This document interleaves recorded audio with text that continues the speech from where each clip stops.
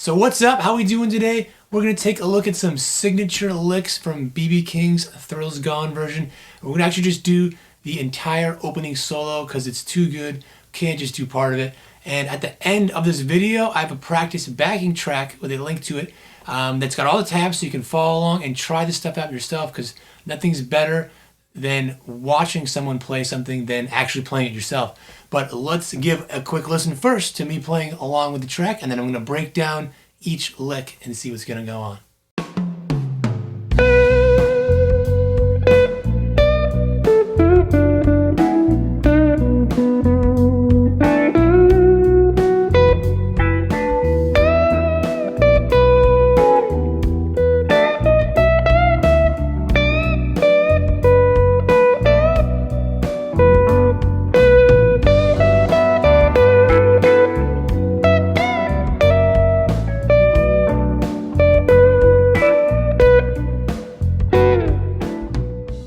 So let's take a look at what's going on. I first got to say though, I've modified this a little bit. This may not be the exact way that BB King played it himself, but to avoid, full step bends with your first finger, I can't really do that. I kind of changed the way the positions are a little bit to make it easier to play. So hopefully that'll make it easier for you as well. So right away, we start right on that root, and you get that really frenetic BB King vibrato.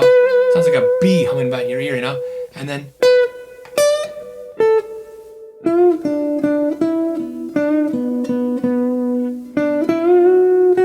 so what's happening is you're right there, and then just a bend so slightly on this, just going right down the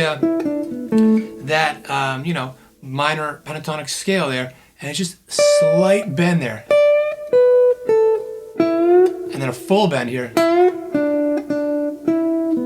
slight bend, vibrato, and that's maybe the hardest part here. If you're not used to this, getting a full bend, getting a little vibrato there, not a crazy amount, but just a little bit at the top of it, and then right into that, And of course, anything BB King, it's all about feel. I do not claim to be an expert on him and to know exactly how to get this exact tone, just my best attempt. But nobody can really get his tone because only he could, because he's the only person who is himself, and you are the only person who's yourself and can play the way you play too. So while it is great to try to copy a person's sound and can make us a much better player, it can just be a lot of fun.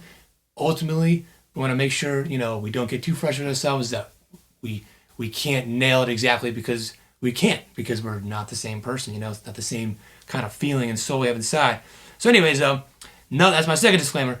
Now on to the second part. I think about it as the first lick, and then there's like two more kind of over each 4-bar phrases here, and then we're going to the E minor, and he bends up to an E, so the root of that, but instead of playing the E, he bends up to it.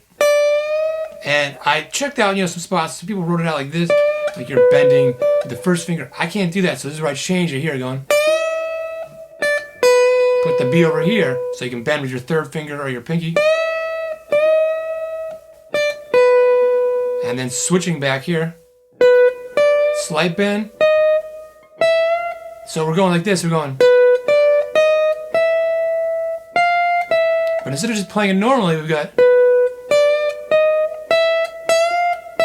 So it adds a lot more kind of pizzazz there with the slight bend, climbing, and then a half step bend, bending to that blue note, back down. And there's another spot, switch it down here. You gotta move a little quicker here. Full bend. So this is like going like this. So full bend and half bend. So really practice getting that in your ear.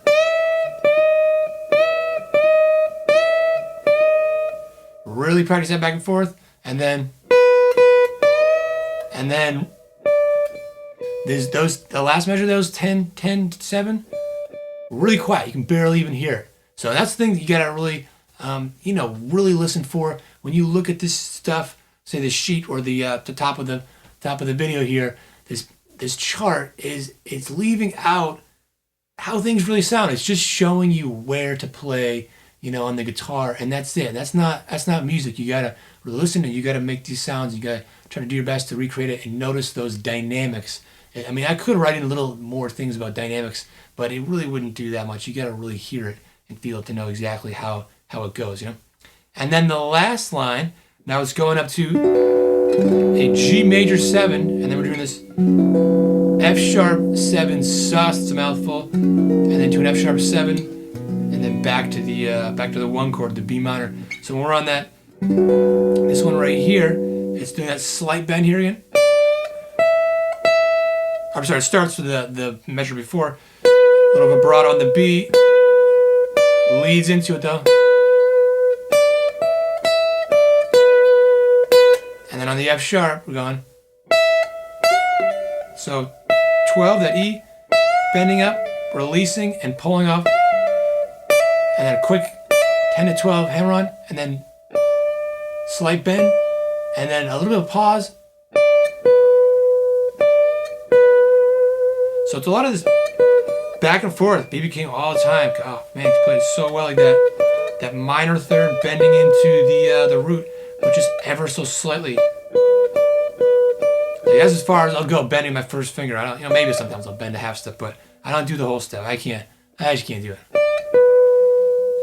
And then stops on that and throws in a little extra, like part of that top part of that B minor chord right there, and that's it. And then comes in singing. So hopefully that helps to kind of break it down, see what's going on. But if it's overwhelming for you, just try one lick at a time. Like pick, make a goal. Like be like, oh, I really like this one spot right here. Boom, I'm gonna learn that and do your best to get it down. Practice it real slow, work it over and over. And of course, a great way to do it is try it with the track over here. And if you like this video, want to see more, hit that subscribe button and down below and the bell next to it, you'll stay notified. And try with the track, and I'll see you in the next video.